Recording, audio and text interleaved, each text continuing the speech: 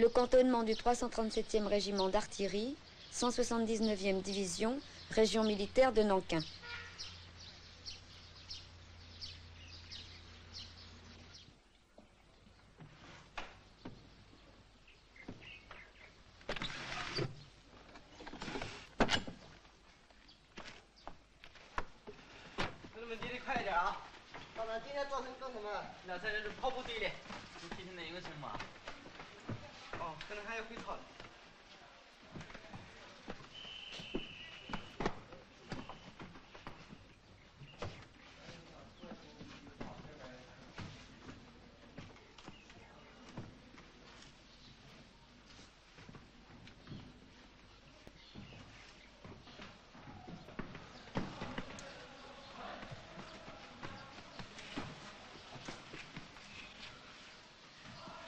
你们背的真好啊！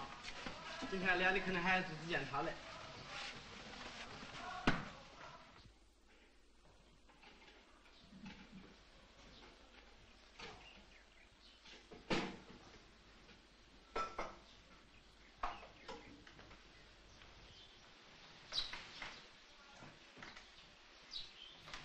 Nous logions dans une pièce à peu près comme celle-ci et nous avons suivi la vie quotidienne d'une compagnie.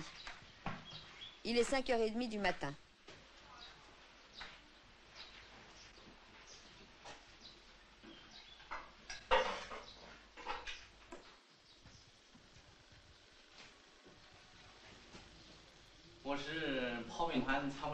Je suis chef d'état-major du régiment. Je m'appelle Wei Hei. Je me suis engagé en 1953. Ma province natale, c'est Hanoï. Je suis du district de Lukiang et d'origine paysan pauvre.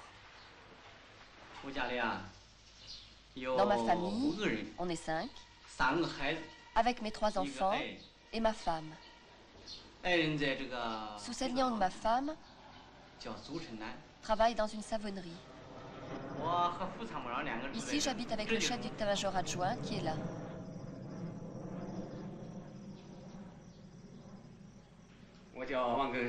Je m'appelle Wang Kensen.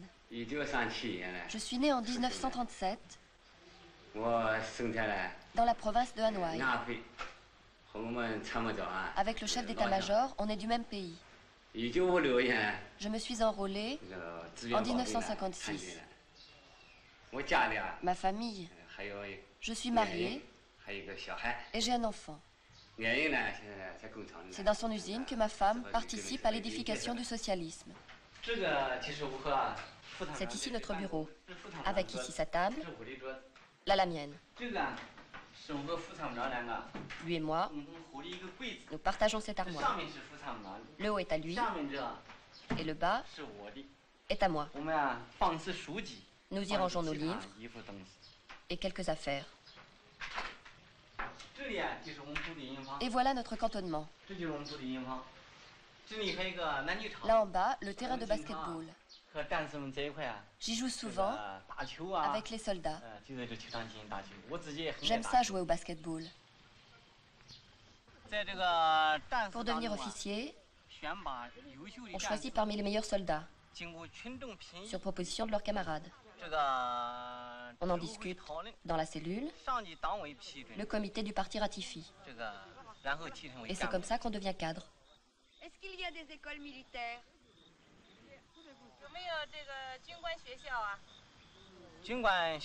Il y a des écoles militaires. Mais le rôle n'est pas essentiel. Elle sert surtout à aider les cadres à perfectionner leurs compétences et leur niveau dans le travail. Mais les cadres se forment surtout dans la pratique. Et comment se passe la semaine de travail? Chaque semaine, nous consacrons 4 jours à l'instruction militaire. Un jour à l'éducation politique, une demi-journée aux activités du parti et une demi-journée à la Ligue de la jeunesse. Le samedi après-midi, c'est pour les activités de la Ligue. Chaque compagnie peut en disposer selon ses besoins. Par exemple, pour travailler la terre ou rattraper un cours manqué.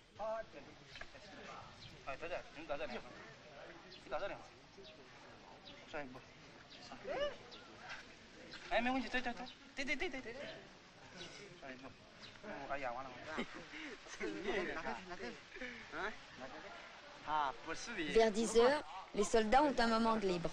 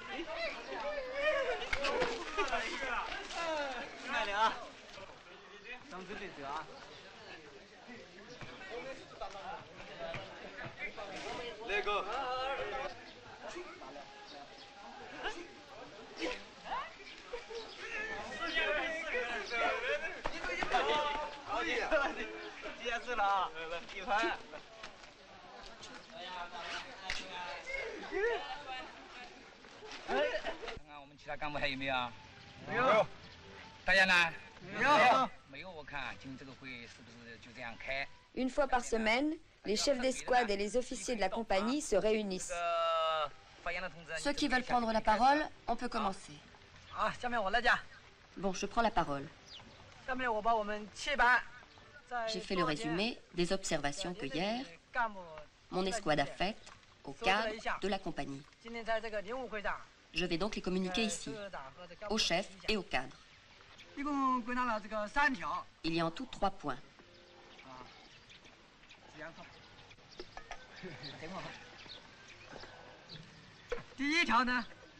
Le premier point concerne le chef de la compagnie. Il ne fait pas appliquer toujours très rigoureusement le règlement intérieur de notre compagnie. En particulier, l'entretien quotidien des armes. Ça, parfois, on le néglige. D'autre part, on n'est pas assez rigoureux dans la gestion de la cantine. On a pu constater un certain gaspillage. On gaspille un peu chaque jour, et au bout d'un an, ça représente une somme considérable. Et à l'échelle de l'armée et de tout le peuple, ce serait épouvantable. Sur ce point, les chefs de compagnie doivent se montrer plus exigeants. Notre chef de compagnie, un camarade l'a souligné, a le sens des responsabilités. Il se montre exigeant et sévère à l'entraînement. Mais ces critiques ne sont pas toujours bien fondées. Il n'a pas toujours le sens de la mesure. Comme ils sont dans l'armée depuis peu de temps, certains sont encore maladroits. Ils manquent d'exercice. Le chef de compagnie devrait les aider, en corrigeant leurs points faibles, dans le tir par exemple, plutôt que de faire des critiques inefficaces.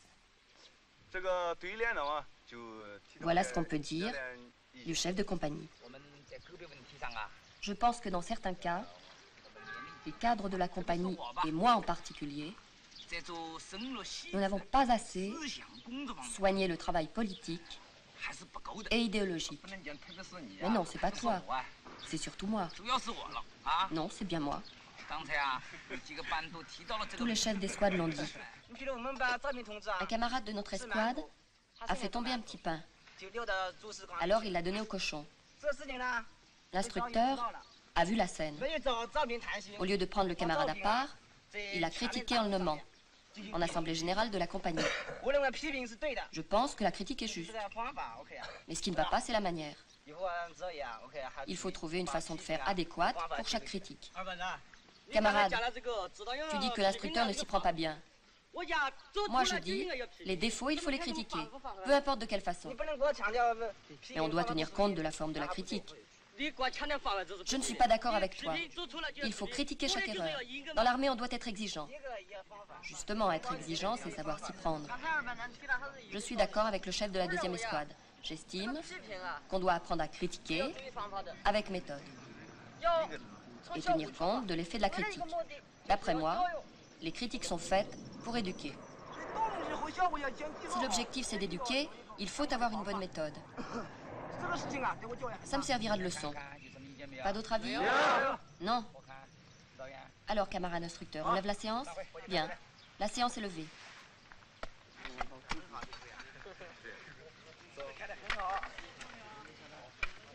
Dans cette armée n'entre pas qui veut. Le recrutement se fait sur des critères idéologiques. Par exemple, on tiendra particulièrement compte de l'honnêteté. L'origine de classe est également importante. On préférera un fils d'ouvrier ou de paysan à un fils d'ancien bourgeois. Tous les jeunes de 18 ans peuvent être appelés, mais environ 1 sur 15 seulement sera choisi.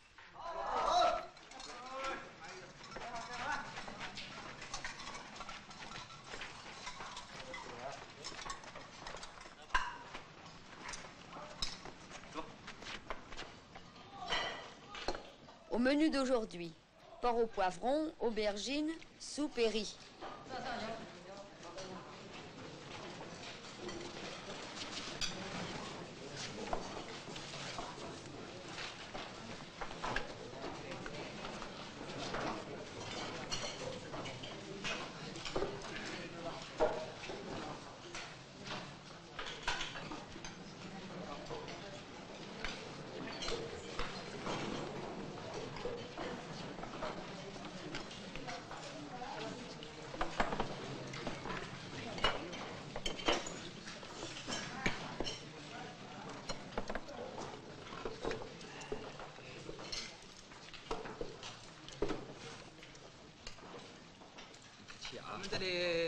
Lui, il est chef de compagnie. Moi, je suis instructeur.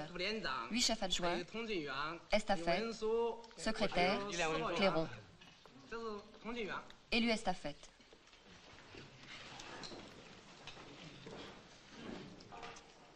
Et les officiers mangent toujours avec les soldats? Oui. C'est un aspect de l'unité entre officiers et soldats. Les cadres affrontent les mêmes difficultés et les mêmes dangers que nous. Cadres et soldats sont tous égaux sur le plan politique. On travaille, on mange, on se distrait, on s'entraîne ensemble. Les cadres mangent-ils la même chose que les soldats?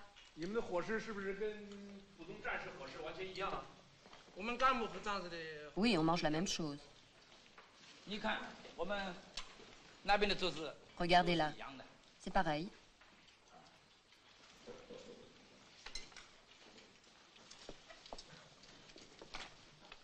Pourquoi ne portez-vous pas de galons?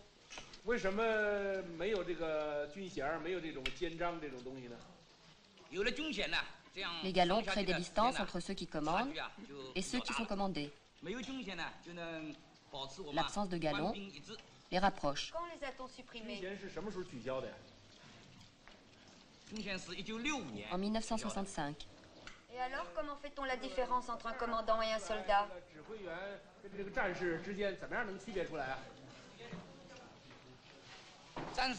Le commandant a une veste à 4 poches et le soldat 2 seulement. Pourquoi 2 poches en plus? Parce que les soldats portent des cartouchières. Avec les poches, ce serait gênant. Pour les cadres, c'est commode, pour mettre des papiers dedans.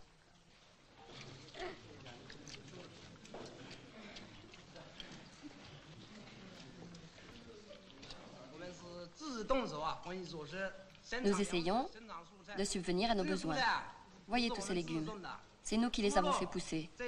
Et la viande vient de nos élevages.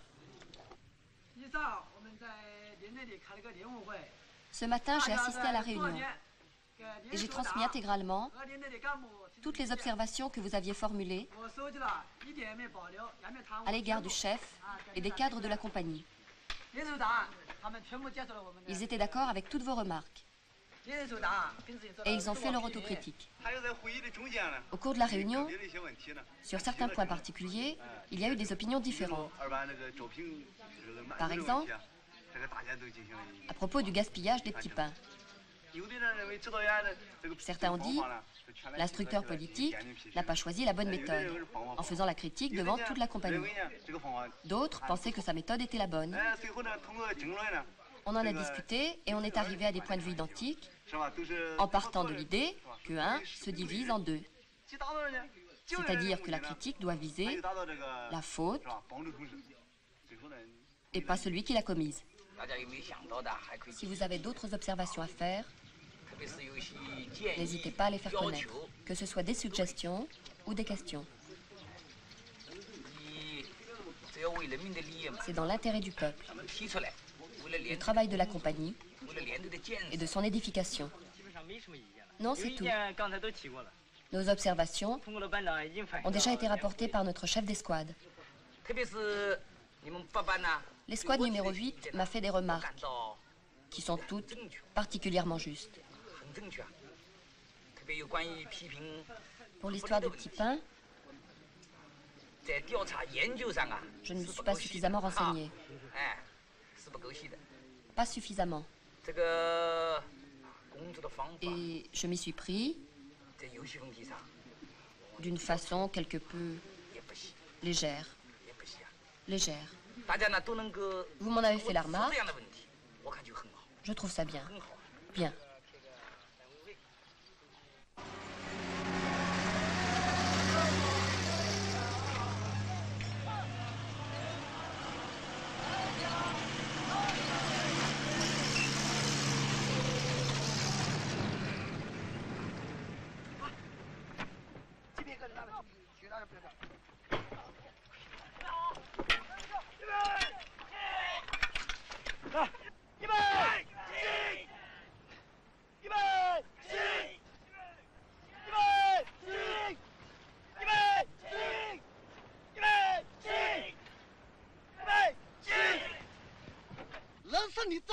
Il faut se tenir droit, tenir la corde, de sorte qu'elle fasse un angle droit avec le corps.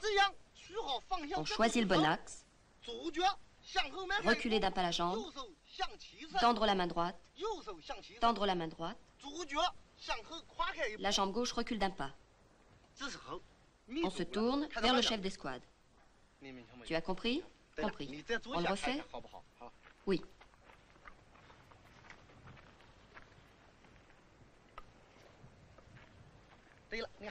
Comme ça, c'est très bien, mais plus dans l'axe. Encore de ce côté. Puis le genou gauche. Voilà. C'est bien. Surveille le signal du chef. C'est ça. Chef, donne-lui l'ordre. Attention, feu. Mais c'est très bien. On progresse, c'est bien.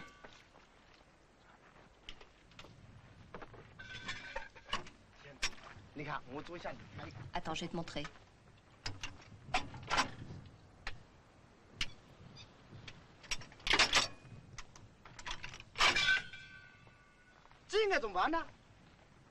Quand on te passe le but, retourne à droite. Tu avances la jambe droite, puis la jambe gauche. Tu présentes la tête de l'obus, le culot un peu plus bas, et tout en relevant, tu pousses à fond. Tout en relevant.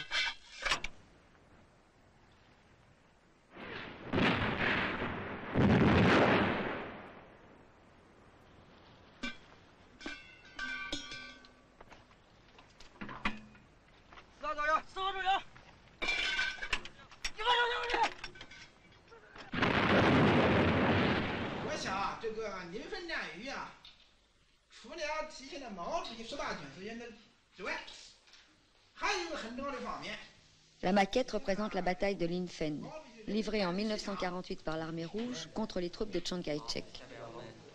En 1927, l'armée rouge, c'était 2000 partisans traqués dans les montagnes. Aujourd'hui, c'est l'armée d'un grand État socialiste. La question est posée. Est-ce que l'armée d'un grand État peut rester fidèle à l'esprit populaire, révolutionnaire, d'une armée de partisans? Pour résoudre ce problème, il a fallu de longues et sévères luttes politiques, la rupture avec l'Union soviétique, la révolution culturelle. L'affaire Lin Piao fait partie de ces luttes autour de l'armée. Des officiers se passionnent aujourd'hui pour une bataille de 1948. Mais à travers cette bataille, ils étudient les principes de la guerre populaire dégagés par Mao Tse-tung durant 30 ans de combat. Ces principes sont considérés aujourd'hui comme toujours valables. En fait, la question politique la plus importante est de rester fidèle à l'esprit des débuts de la Révolution.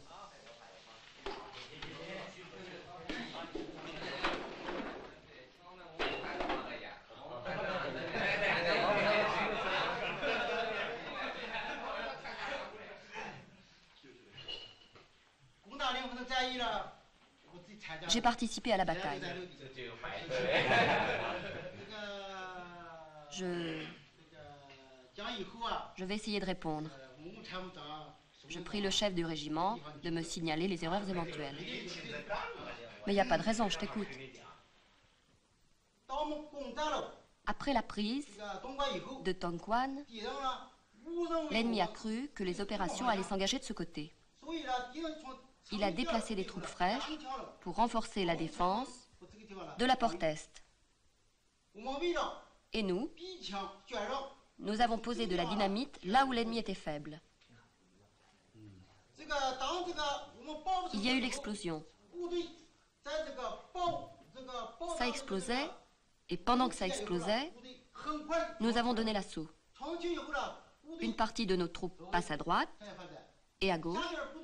Les autres passent ici, ici, et se dirigent par là. Pour contourner et morceler la défense ennemie. Avant une manœuvre, comme avant une bataille, le plan doit être discuté par les soldats. De même, après l'engagement, on fera un bilan collectif. C'est l'idée de la démocratie militaire.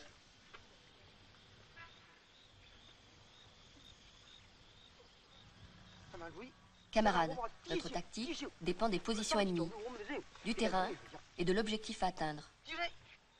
Les 3 premières positions ennemies sont tenues par une escouade renforcée. Notre objectif principal, c'est, pour ouvrir un passage, anéantir l'ennemi sur les côtes 2 et 3, avec l'aide de la 5e escouade. Quelle sera notre tactique? Qui prend la parole? Le président Mao dit viser un point faible de l'ennemi et un seul pour être sûr de le vaincre. Immédiatement après, anéantir les autres positions une à une. Ce serait mieux de faire ici notre percée. Ici, le terrain est accidenté et c'est un angle mort pour le tir ennemi.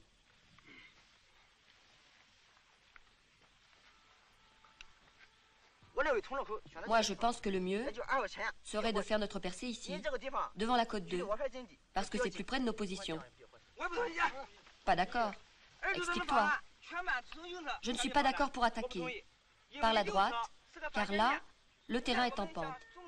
On ne pourrait pas se déployer et on serait exposé au tir de la côte 4. On risque de subir des pertes alors qu'on peut anéantir l'ennemi sans s'exposer. Je crois que c'est beaucoup mieux par la gauche, car il y a un ravin, c'est-à-dire un angle mort. D'où plus de facilité pour contourner, encercler et anéantir l'ennemi. D'accord? Voici donc mon plan. Le deuxième groupe prend position à droite, environ à 50 mètres d'ici. Premier groupe, tout droit devant lui. Troisième groupe, le long du bosquet. Bon, en position.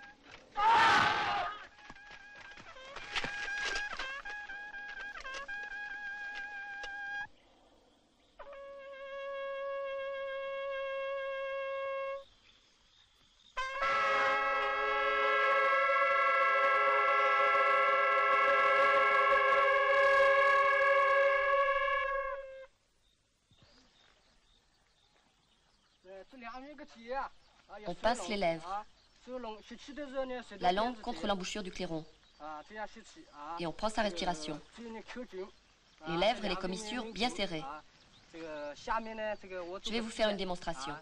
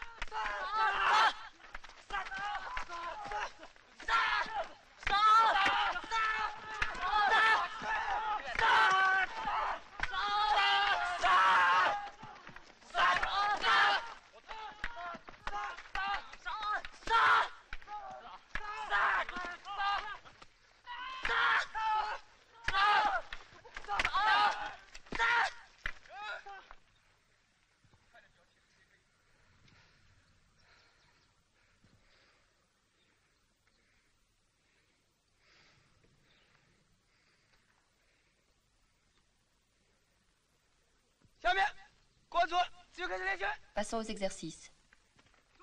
Prêt?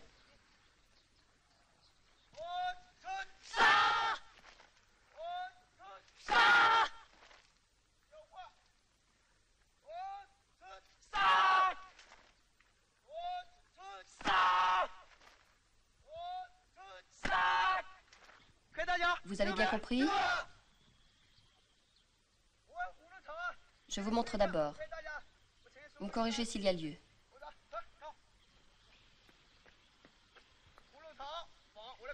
Tu te défends, moi j'attaque.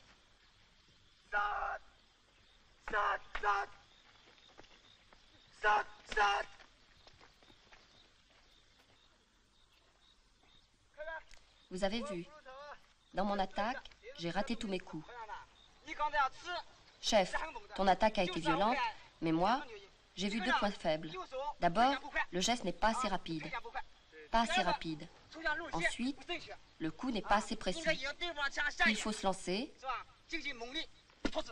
avec fougue. Je vais te montrer. Regarde.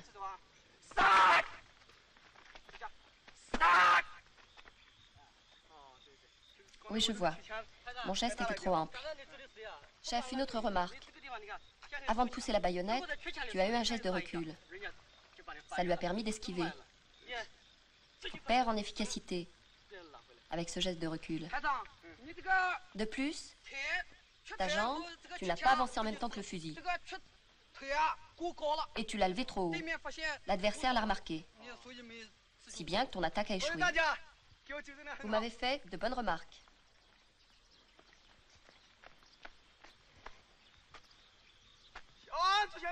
Demi-tour à gauche, gauche. En avant au trot.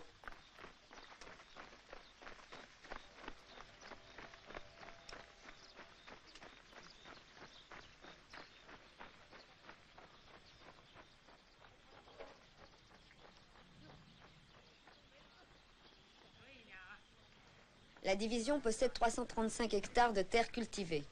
Chaque régiment gère une ferme. Chaque compagnie a la responsabilité d'un potager et d'une porcherie à l'intérieur même de la caserne.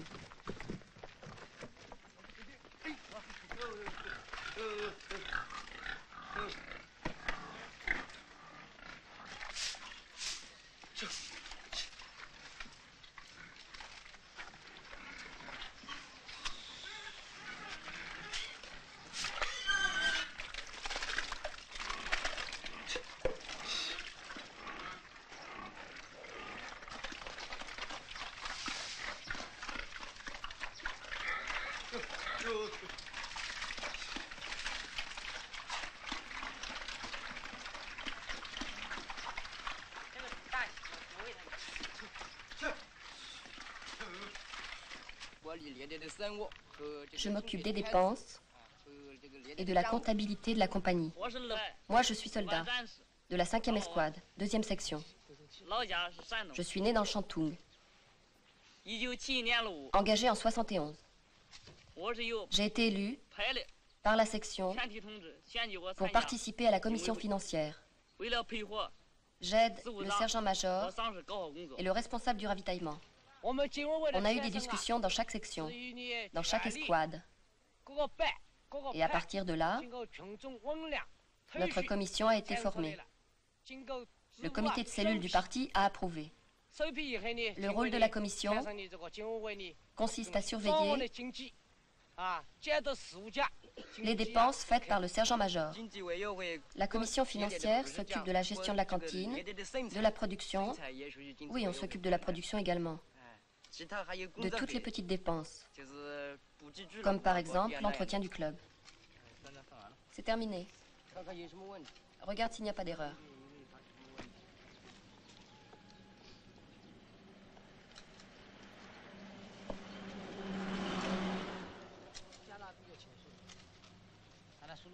Tiens, toi, fais la vérification. Vérifie. Quand on aura vérifié, Chen Tianfu en fera une copie pour l'afficher.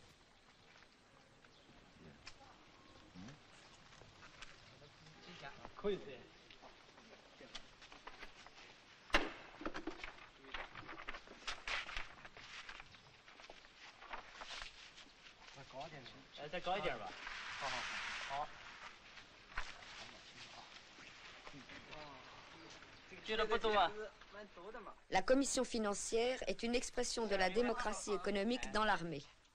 Démocratie politique, militaire, économique, c'est ce qu'on appelle ici les 3 grandes démocraties.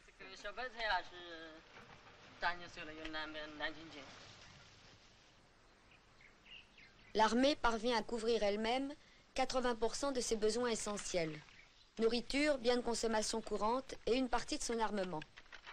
L'armée ne veut pas être un fardeau pour le pays.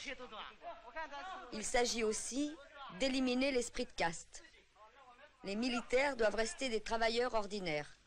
Tous les jours, à tour de rôle, les officiers travaillent à la cuisine. 1 mois par an, les officiers redeviennent de simples soldats.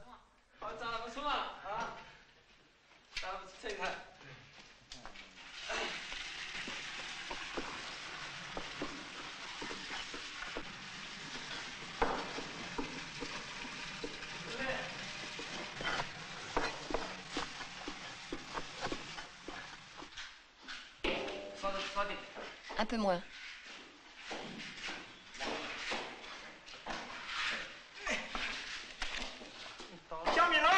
Attention. Prêt.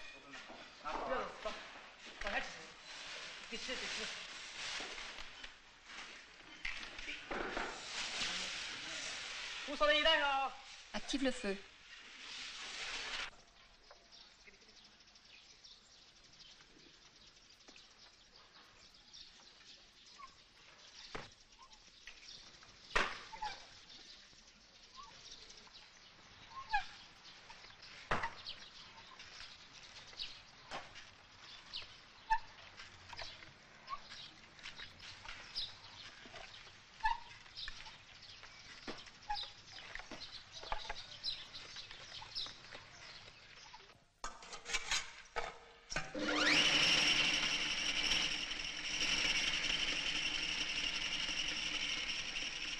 Les graines de soja, une fois broyées, donnent une sorte de pâté plutôt fade.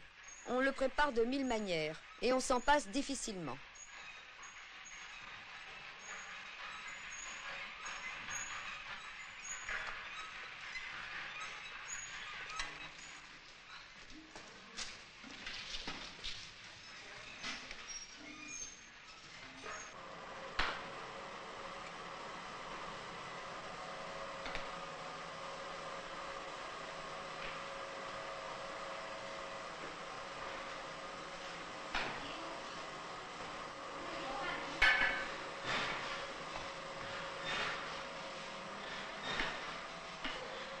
À partir des déchets de porc, la caserne fabrique du savon.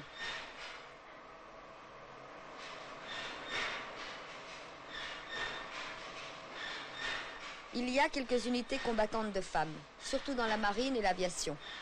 Mais de façon générale, les femmes sont peu nombreuses dans l'armée. Les ouvrières de ces ateliers ne sont pas des militaires, mais des femmes d'officiers.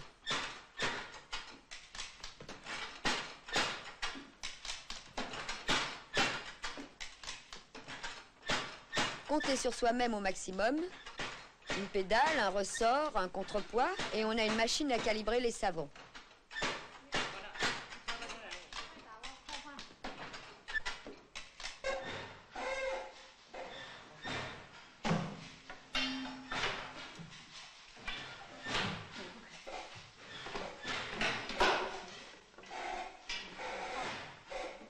Sen Liang est la femme du chef d'état-major. Elle habite à 500 mètres de la caserne. Son mari, comme les autres officiers, habite la caserne et ne rentre chez lui qu'une fois par semaine.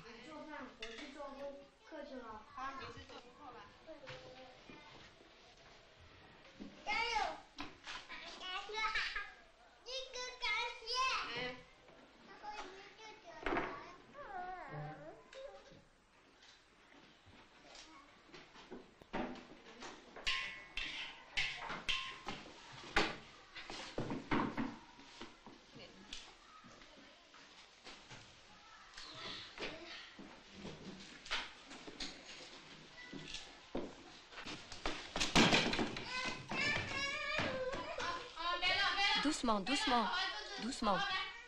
Tiens-toi tranquille, pendant que maman fait la cuisine.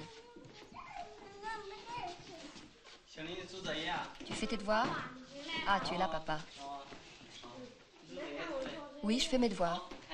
On continue. Reste ici. Là. En calcul, j'ai eu une bonne note.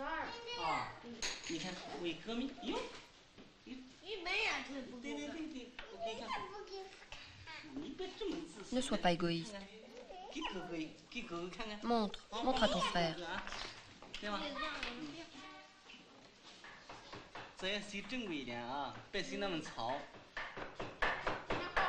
On va bientôt manger. Maman te prépare à manger. Je veux manger. Maman, je veux des bonbons. Maman, je veux des bonbons. Tout à l'heure, tout à l'heure.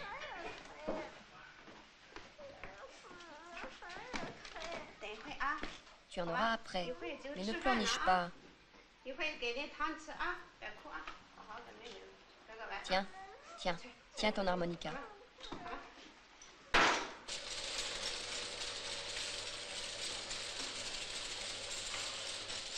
La petite production industrielle était une tradition de l'armée rouge à l'époque de la guerre révolutionnaire. La révolution culturelle a développé cette tradition. Cet atelier de produits pharmaceutiques date de 1970. Avant, la plupart des femmes d'officiers restaient chez elles. Aujourd'hui, elles travaillent toutes dans ces ateliers.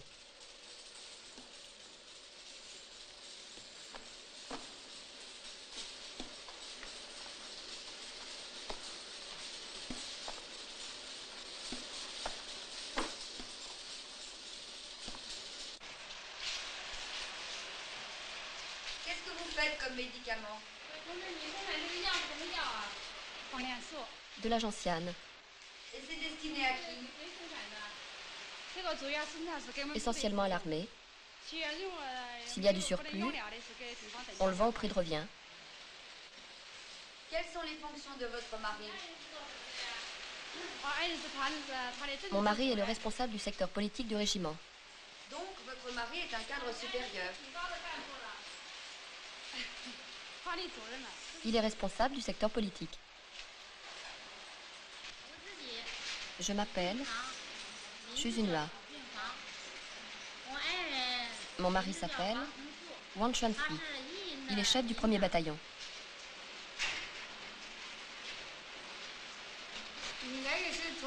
Mon mari est responsable adjoint du secteur politique.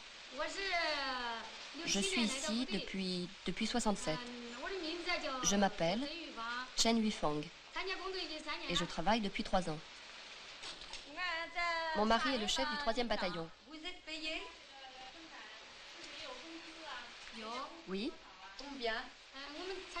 On gagne chacune 28 yuan par mois. Et vous en avez besoin? Non. Mon mari gagne 90 yuan. C'est assez pour notre famille. On n'est pas là pour les 28 yuan, mais pour transformer notre idéologie. Est-ce que dans votre famille, on a besoin de votre salaire?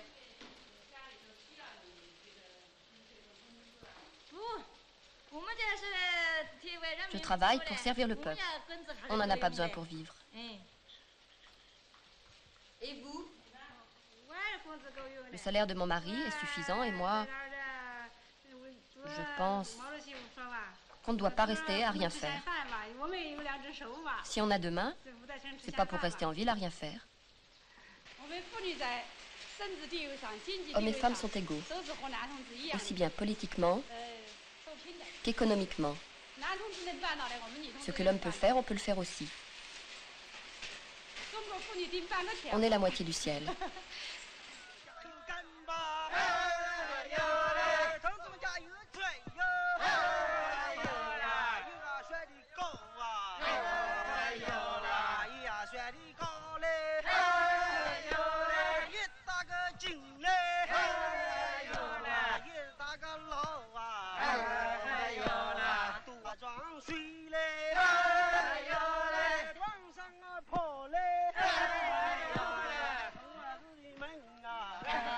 Soldats et paysans achèvent la construction d'une digue près d'un village situé à une quinzaine de kilomètres de la caserne.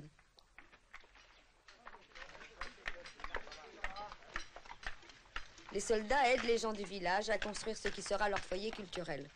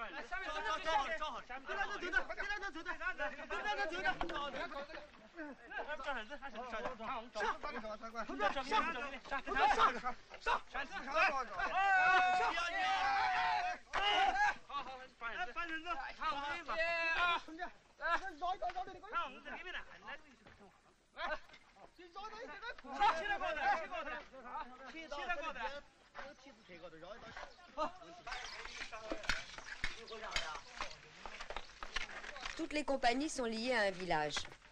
Les soldats viennent une fois par semaine et participent à tous les travaux. Ils restent plus longtemps pour les gros travaux ou pour la période des moissons.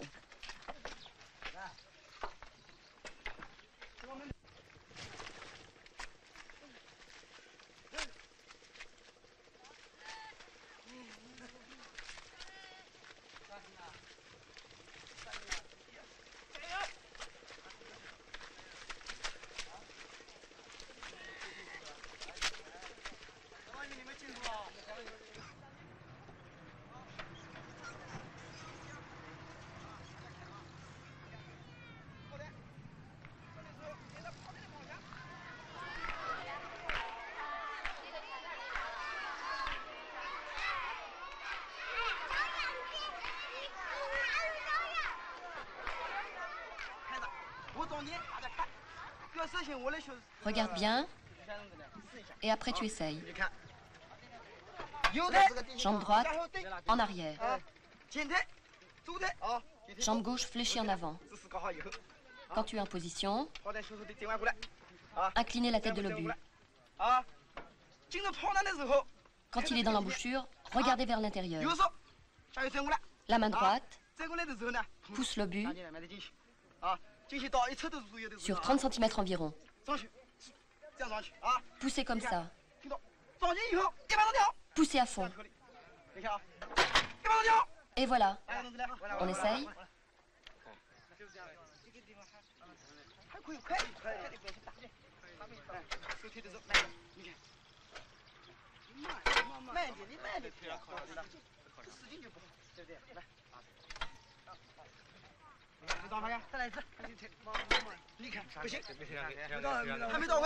Ça va pas. Pousse de tout tes forces. D'un seul coup. Très fort. Recommence. Cette main doit tenir le but. Parmi les tâches les plus importantes de l'armée, il y a la formation de la milice. Dans les villes comme dans les campagnes, plusieurs dizaines de millions de femmes et d'hommes participent à l'entraînement de la milice. L'armée proprement dite, elle, compte infiniment moins d'hommes. L'armée se charge des grandes opérations stratégiques, tandis que la milice doit assurer sur place la défense du territoire. La milice est une véritable force armée qui s'entraîne au maniement des armes lourdes.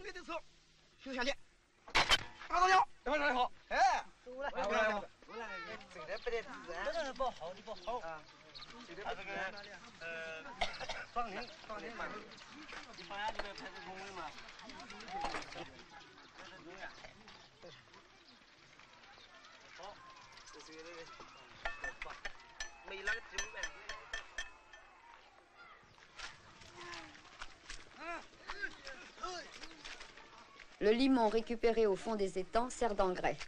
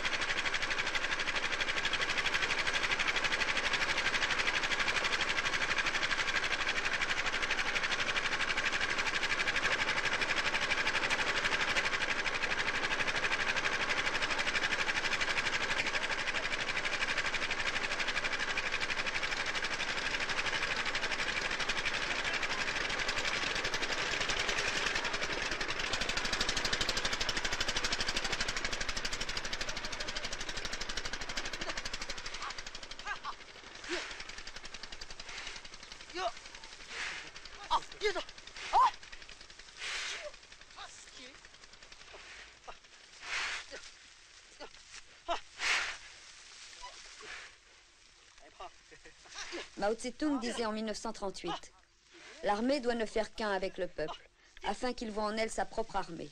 Cette armée-là sera invincible. » Ne faire qu'un avec le peuple, c'est toujours l'objectif et la règle. C'est le contraire de l'armée traditionnelle, retranchée, arrogante, parasitaire. Le soldat chinois aide le peuple et protège la révolution. Mais il est aussi à l'école du peuple, il est sous sa protection. Pendant la guerre révolutionnaire, les paysans chinois ont constitué le gros de l'armée rouge. Paysans et soldats continuent côte à côte, dans la force mêlée de leur histoire.